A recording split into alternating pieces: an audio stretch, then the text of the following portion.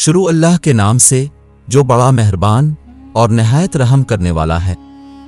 سید ابو العلا مودودی مشہور عالم دین اور مفسر قرآن اور جماعت اسلامی کے بانی تھے۔ 20ویں صدی کے مؤثر ترین اسلامی مفکرین میں سے ایک تھے۔ ان کی فکر، سوچ اور ان کی تصانیف نے پوری دنیا کی اسلامی تحریکات کے ارتقاء میں گہرا اثر ڈالا اور 20ویں صدی کے مجدد اسلام ثابت ہوئے۔ سید مودودی وہ دوسرے شخص تھے جن کی غائبانہ نماز جنازہ کعبہ میں ادا کی گئی، پہلے نجاشی تھے۔ اسلام کی دنیا بھر میں موجودہ پذیرائی سید ابو العلا مودودی اور شیخ حسن البنا اخوان المسلمون کے بانی کی فکر کا ہی نتیجہ ہے، جنہوں نے عثمانی خلافت کے اختتام کے بعد نہ صرف اسے زندہ رکھا بلکہ اسے خانقاہوں سے نکال کر عوامی پذیرائی بخشی۔ سید ابو العلا مودودی کا پاکستانی سیاست میں بھی بڑا کردار تھا۔ پاکستانی حکومت نے انہیں قادیانی گروہ کو غیر مسلم قرار دینے پر پھانسی کی سزا بھی سنائی، جس پر عالمی دباؤ کے باعث عمل درآمد نہ ہو سکا۔ سید ابو العلا مودودی کو ان کی دینی خدمات کی پیش نظر پہلے شاہ فیصل ایوارڈ سے نوازا گیا۔ آپ کی لکھی ہوئی قرآن مجید کی تفسیر تفہیم القرآن کے نام سے مشہور ہے اور جدید دور کی نمائندگی کرنے والی اس دور کی بہترین تفسیروں میں شمار ہوتی ہے۔ سید ابو العلا مودودی 1903 عیسوی بمطابق 1321 ہجری میں اورنگ آباد دکن میں پیدا ہوئے۔ آپ کے آبا و اجداد میں ایک مشہور بزرگ خواجہ قطب الدین مودود چشتی گزرے تھے، جو خواجہ معین الدین چشتی اجمیری کے شیخ الشیوخ تھے۔ سید مودودی کا خاندان انہی خواجہ مودود چشتی کے نام سے منسوب ہو کر ہی مودودی کہلاتا ہے۔ آپ کا گھرانہ ایک مکمل مذہبی گھرانہ تھا۔ سید مودودی ابتدائی دور کے پورے 11 برس اپنے والد کی نگرانی میں رہے اور گھر پر تعلیم حاصل کی۔ بعد ازاں انہیں مدرسہ فرقانیہ اورنگ آباد کی 8ویں جماعت میں براہ راست داخل کیا گیا۔ 1914 میں انہوں نے مولوی کا امتحان دیا اور کامیاب ہوئے۔ اس وقت ان کے والدین اورنگ آباد سے حیدرآباد منتقل ہو گئے، جہاں سید مودودی کو مولوی عالم کی جماعت میں داخل کرایا گیا۔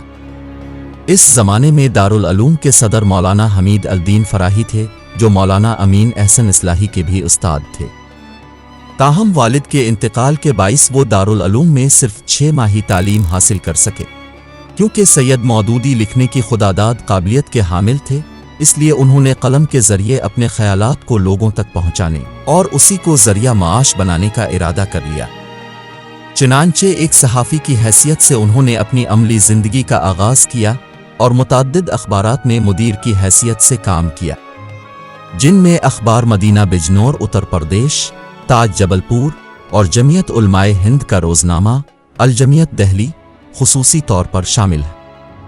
1925 عیسوی میں جب جمعیت علماء ہند نے کانگریس کے ساتھ اشتراک کا فیصلہ کیا تو سید مودودی نے بطور احتجاج اخبار الجمعیت کی ادارت چھوڑ دی۔ جس زمانے میں سید مودودی الجمعیت کے مدیر تھے، ایک شخص سوامی شردھانند نے شدھی کی تحریک شروع کی، جس کا مقصد یہ تھا کہ مسلمانوں کو ہندو بنا لیا جائے۔ چونکہ اس تحریک کی بنیاد نفرت، دشمنی اور تعصب پر تھی، اور اس نے اپنی کتاب میں سرور کائنات نبی علیہ السلام کی توہین کی، جس پر مسلمان نوجوان علمی دین نے غیرت ایمانی میں آ کر سوامی شردھانند کو قتل کر دیا۔ اس پر پورے ہندوستان میں ایک شور برپا ہو گیا۔ ہندو دین اسلام پر حملے کرنے لگے اور علانیہ یہ کہا جانے لگا کہ اسلام تلوار اور تشدد کا مذہب ہے۔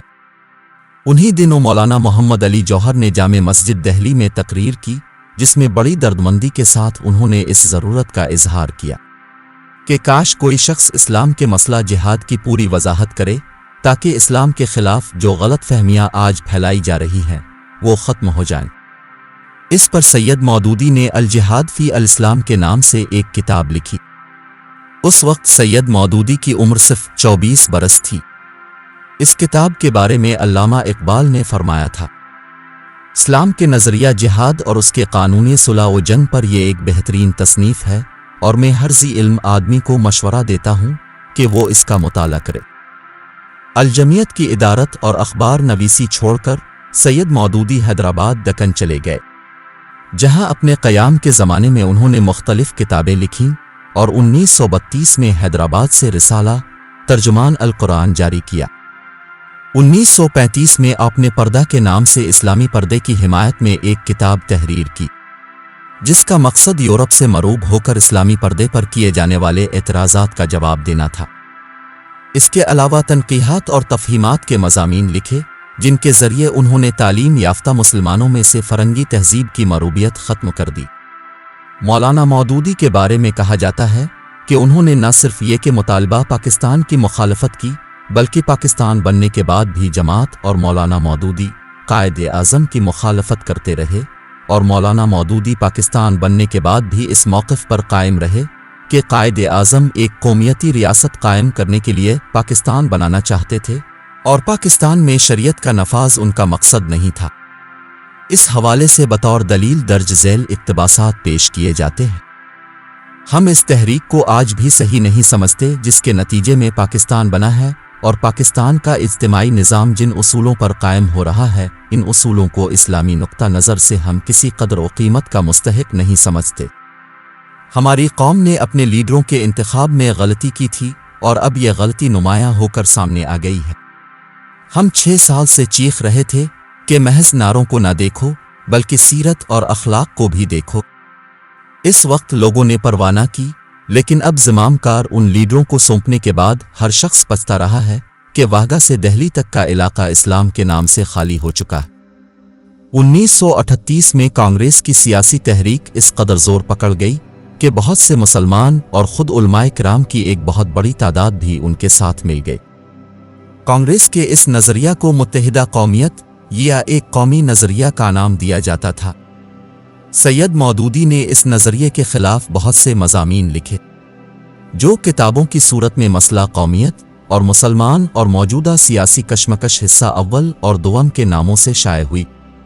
मौलाना मौदूदी साहब पर यह भी इल्ज़ाम है कि वो क़याम पाकिस्तान के ख़िलाफ़ थे। अपने एक किताबचे में लिखते हैं कि बस जो लोग ये गुमान करते हैं कि मुस्लिम अक्सरियत के इलाके हिंदू अक्सरियत के तसल्लुत से आज़ाद हो जाएं, इसके नतीजा में जो कुछ हासिल होगा वो सिर्फ मुसलमानों की काफिराना हुकूमत होगी। हालांकि उनकी तहरीरों को अगर काट छांट कर पेश करने की बजाय मुकम्मल सियाक व सबाक के साथ और पूरे जुमले को पढ़ा जाए तो असल सूरत हाल वाज़े होकर सामने आ जाती है। चूँकि तहरीके पाकिस्तान की बुनियाद 2 कौमी नज़रिया पर थी, इस तसव्वुर को पेश करने, इसे निखारने और फ़रोग़ देने में सैयद मौदूदी की तहरीरात का हिस्सा था। इसे इस शख्स की ज़बान से सुनिए जो मोहम्मद अली जिन्ना और खान लियाकत अली खान का दस्ते रास्त था, यानी ऑल इंडिया मुस्लिम लीग के जॉइंट सेक्रेटरी, उसकी मजलिस अमल कमेटी ऑफ एक्शन और मरकज़ी पार्लिमानी बोर्ड के सेक्रेटरी ज़फ़र अहमद अंसारी लिखते हैं। इस मौजू पर मौलाना अबू अल-आला मौदूदी साहब ने मसला कौमियत के उन्वान से एक सिलसिला मज़ामीन लिखा, जो अपने दलाइल की मुहकमी, ज़ोर इस्तिदलाल और ज़ोर बयान के बाइस मुसलमानों में बहुत मकबूल हुआ, और जिसका चर्चा बहुत थोड़े अरसे में और बड़ी तेज़ी के साथ मुसलमानों में हो गया। इस अहम बहस की ज़रब मुत्तहिदा कौमियत के नज़रिया पर पड़ी और मुसलमानों की जुदागाना कौमियत का एहसास बड़ी तेज़ी के साथ फैलने लगा। कौमियत के मसला पर यह बहस महज एक नज़री बहस न थी, बल्कि उसकी ज़रब कांग्रेस और जमीयत उलमाए हिंद के पूरे मौक़िफ़ पर पड़ती थी। हिंदुओं की सबसे ख़तरनाक चाल यही थी कि मुसलमानों के दिलों से उनकी जुदागाना कौमियत का एहसास किसी तरह ख़त्म करके उनके मिली वजूद की जुड़ें खोखली कर दी जाएं।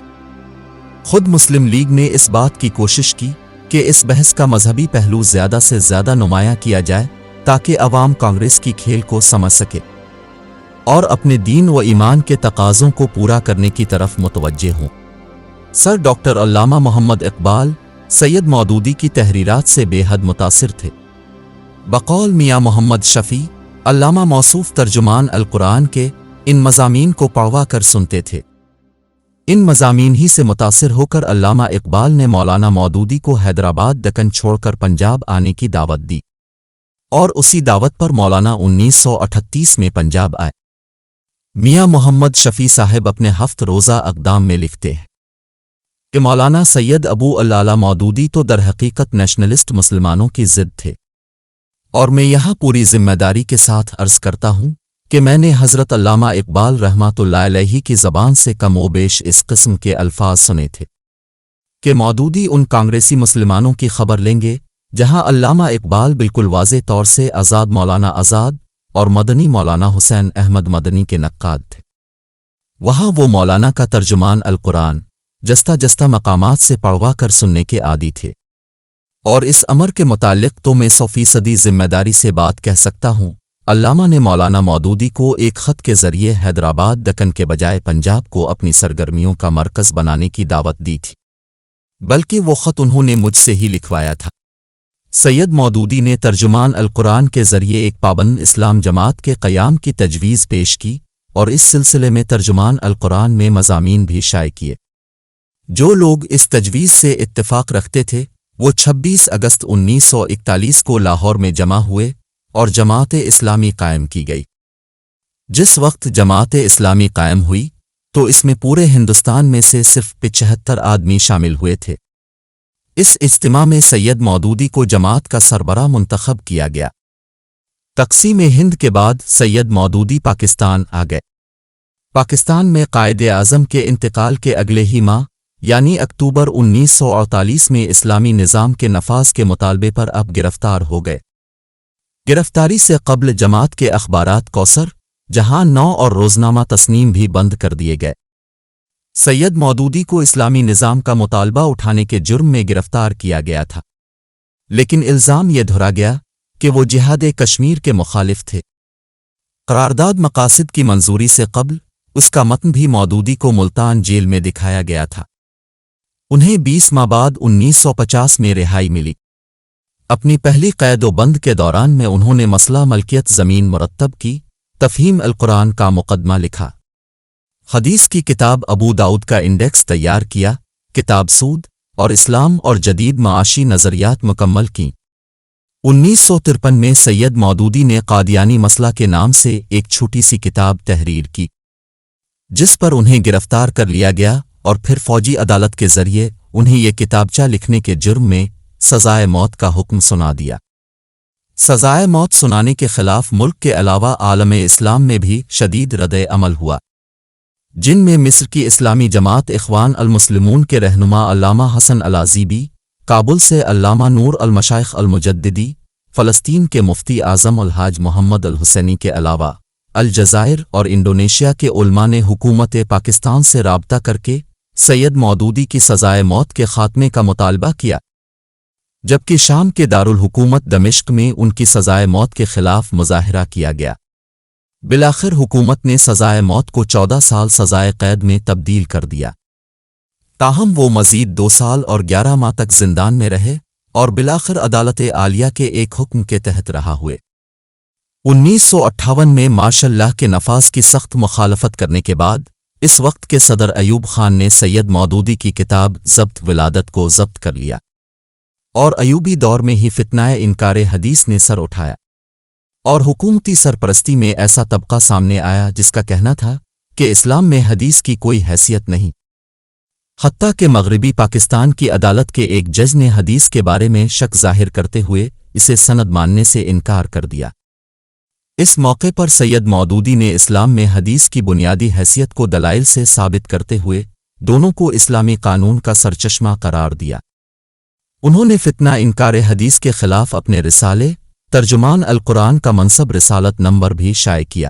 مارشل لاء اٹھنے کے بعد اکتوبر 1963 میں سید مودودی نے جماعت اسلامی کا سالانہ جلسہ لاہور میں منعقد کرنے کا فیصلہ کیا۔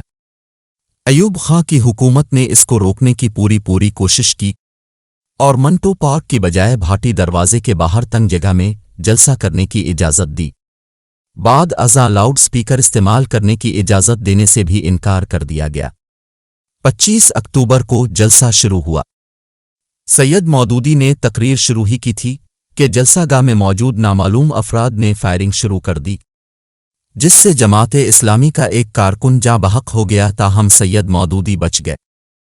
ایوب خان نے 6 جنوری 1963 کو جماعت اسلامی کو خلاف قانون قرار دے دیا۔ سید مودودی اور جماعت اسلامی کے 65 رہنماؤں کو گرفتار کر کے قید خانوں میں ڈال دیا گیا۔